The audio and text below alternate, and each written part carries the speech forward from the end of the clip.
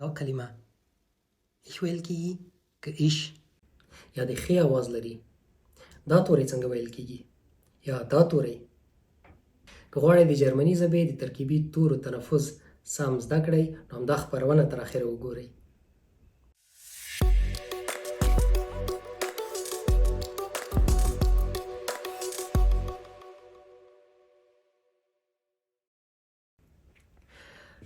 سلامونه او نیکې هیلې. د نن ورځې خپرونه د جرمني ژبې د ترکیبي تورو د تلفظ په اړه ده. په جرمني ژبه کې دوه یا څو توري یو بل سره یو ځای کیږي او یو نوی غږ جوړوي. نن په همدې باندې خبرې کوو چې کوم توري څه رقم غږونه جوړوي. لومړی ترکیب دا دی ای او ای. دا ترکیب ای ویل کیږي لکه لیبن، lieben, sie.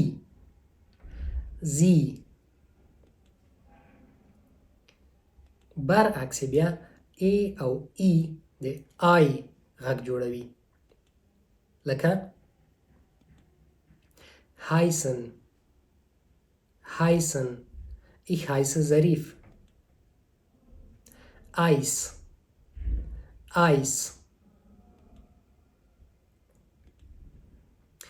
ا او او ویل کیږي لکه auto. laut.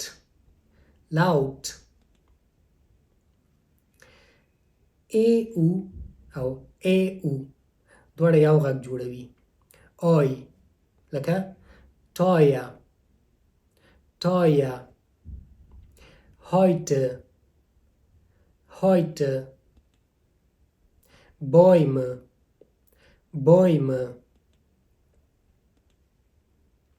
ها. که چیرې د دغه توري نه مخکې وکاله توري راغلي ول، دغه وکاله توري لږ اوږده تلفظ کیږي لکه fahren.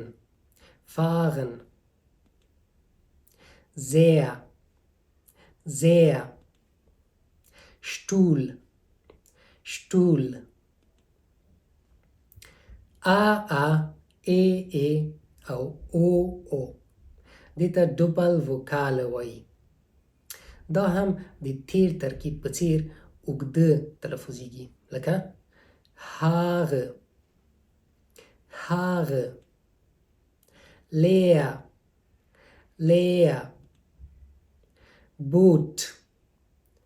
Boot.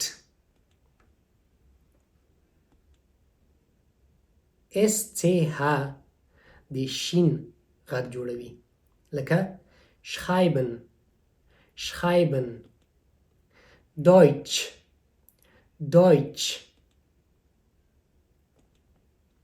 C او ه په عمومي ډول د دوه تورو غږ جوړوي، د خین او د خې.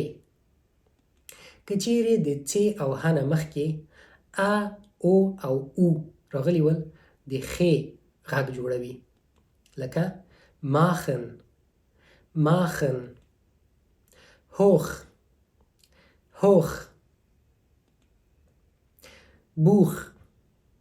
Buch. خو که چیرې C او ه نه مخکې غیر له ا او نه نور هر توری بل راغلی وو د خین آواز یا غږ جوړوي لکه ich. Bücher.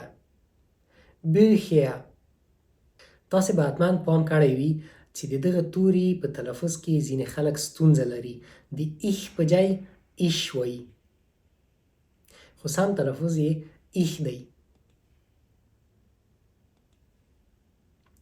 C او ه ځینې استثناءات هم لري.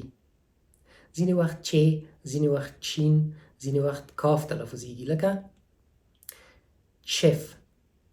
chef یا chicken چې یا 6. که چیرې د C او ه نه وروسته د S توری راغلی وو هر کله د کاف آواز ورکوي.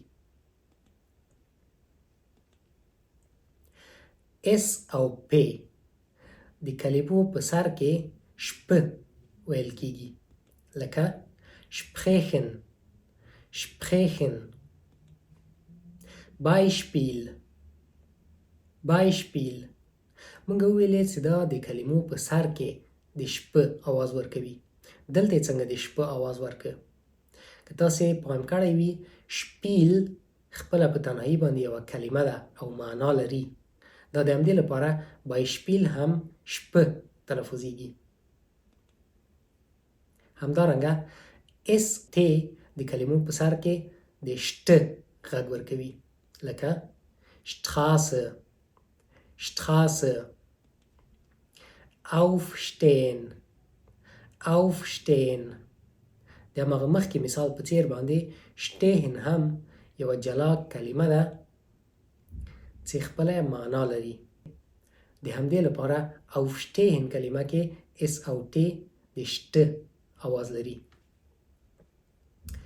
اس او تی د کلمو په آخر کې بیا خپل عادي غږ لري لکه Obst Obst یا fast fast که د اس توري نه وروسته ا ای ای او او او راسي اس د زی غږ باسي لکه sehen sehen Sonne Sonne rosa rosa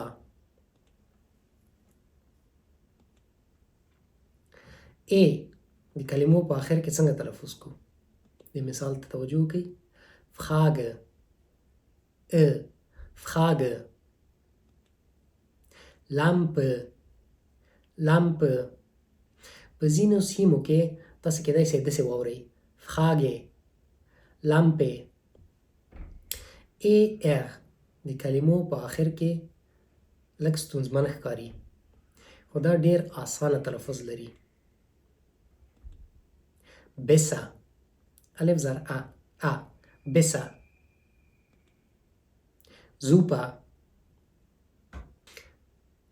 په ځینو کلمو کې بیا استثناء ده لکه er او یا der ایږې دوه رقمه تلفظ کیږي ich او ik انتخاب ستاسو لاس کې ده زه چې ich وایي که ik وایي مثال 40 40 یا 40 richtig richtig او یا ویلی شئ richtig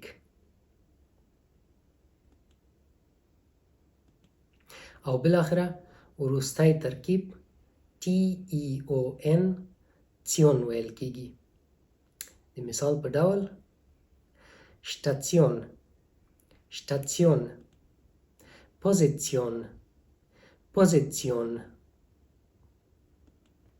د جرمني ژبې د ترکیبي حروفو او د هغو د تلفظ په اړه ټول اړین معلومات همدومره ول په دې هیله چې دغه خپرونې نه تاسو یو څه زده کړي وي موږ په دې هڅه کې یو چې ستاسې ستونزې د جرمني د ژبې ګرامر اړین اصطلاحات او تلفظ په برخه کې حل کړو دغه هدف ته د رسیدو لپاره موږ ستاسو نظرونه او پوښتنو ته اړتیا لرو د کمنټ په برخه کې حتما راته ولیکئ له یاده مه باسئ چې چینل هرومرو سبسکرایب کړئ ترڅو زموږ له نوي خپرونو نه ګټه پورته کړئ تر بلې خپرونې او بل درس پورې تاسې په لوی څښتن تعالی سپارم د خدای په امان